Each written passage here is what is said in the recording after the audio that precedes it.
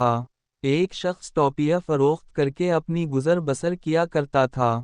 لوگ اس وقت ننگے سر پھرنا معیوب سمجھتے تھے، اس لیے اپنے سروں پر ٹوپی یا پگڑی رکھتے تھے۔ ایک دن گرمی کے موسم میں ٹوپیاں بیچنے والا دوپہر کے وقت ایک درخت کے سائے میں آرام کرنے کے لیے لیٹ گیا، اسے نیند آ گئی۔ اس کے برابر میں ٹوپیوں سے بھرا ہوا تھیلا رکھا ہوا تھا۔ جب سو کر اٹھا تو اس نے دیکھا کہ ٹوپیوں سے بھرا ہوا تھیلا غائب ہے۔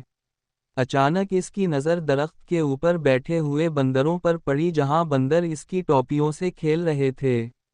ٹوپیاں فروخت کرنے والا پریشانی میں اپنا سر کھجانے لگا، لیکن وہ یہ دیکھ کر حیران رہ گیا کہ تمام بندر اس کی نقل کرتے ہوئے اپنا اپنا سر کھجا رہے ہیں۔ اس نے ایک دو حرکتیں اور کی، بندر اس کی ہر حرکت کی نقل کرتے رہے۔ جاری ہے۔ اچانک اس کے ذہن میں ایک آئیڈیا آیا، اس نے اپنے سر پر سے ٹوپی اتار کر زمین پر پھینک دی۔ درخت پر موجود تمام بندروں نے اس کی نقل کرتے ہوئے اپنے اپنے سروں سے ٹوپیاں اتار کر زمین پر پھینک دیں۔ اس طرح ٹوپیوں کے مالک نے اپنی ٹوپیوں کو جمع کیا، تھیلے میں دوبارہ ڈال کر واپسی کی راہ لی۔ کافی عرصہ بعد اسی ٹوپیاں بیچنے والے ایک پوتا بھی ٹوپی فروش بن گیاس نے اپنے دادا جان سے بندروں والی کہانی سن رکھی تھی۔ اس نے بندروں کو آزمانے کے لیے ایک دن ٹوپیاں تھیلے میں ڈالیں اور دوپہر کے وقت ایک درخت کے نیچے سستانے کے لیے لیٹ گیا۔ اس کی توقع کے عین مطابق کچھ دیر بعد بندروں نے اس کا تھیلا اٹھا لیا۔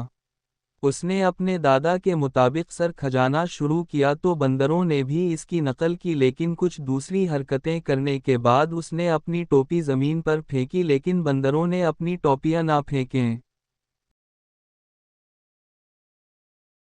ابھی وہ سوچ ہی رہا تھا کہ ایک بندر درخت سے نیچے اترا، زمین پر پڑی ہوئی ٹوپی اٹھائی، پھر اس نے ٹوپی فروش کے تھپڑ رسید کیا اور کہا کہ بے وقوف، کیا تو سمجھتا ہے کہ صرف تیرا ہی دادا تھا جو تجھے کہانی سنا گیا؟ ہمارا دادا بھی ہمیں بتا گیا کہ آئندہ کسی ٹوپی فروش کے ہاتھوں بے وقوف نہیں بننا، اس لیے ہم بندروں نے تمہاری نقل میں اپنی ٹوپیوں کو اپنے سروں سے اتار کر پھینکنے سے انکار کر دیا تھا۔ پیارے بچوں، اس واقعہ کو غور سے پڑھیں اور دیکھیں کہ انسان اور بندروں سے ہوشیار کون رہا۔ ہمارے سوسائٹی کے بندر بھی بندروں کی طرح سیانے ہو گئے ہیں۔ آج اگر ہم دیکھیں تو ہماری سوسائٹی میں دوسروں کو بے وقوف بنانے کی وبا عام ہے۔ ہر فرد اپنے مفاد کی خاطر دوسرے کا گلا کاٹنے پر تلا ہوا ہے۔ بے پناہ ہوشیاری کے شہر میں ایک فیکٹری مالک، پھل فروش، دودھ والا، مہنگائی کاروناروتے ہیں، لیکن ہر فرد سے مصنوعی مہنگائی کر رکھی ہے۔ ہر شخص یہ سمجھتا ہے کہ صرف وہی عقل مند ہے اور دوسرے بے وقوف ہیں۔ آج ہر شخص اپنے منافع کو سود کے ساتھ وصول کرنے پر تلا ہوا ہے،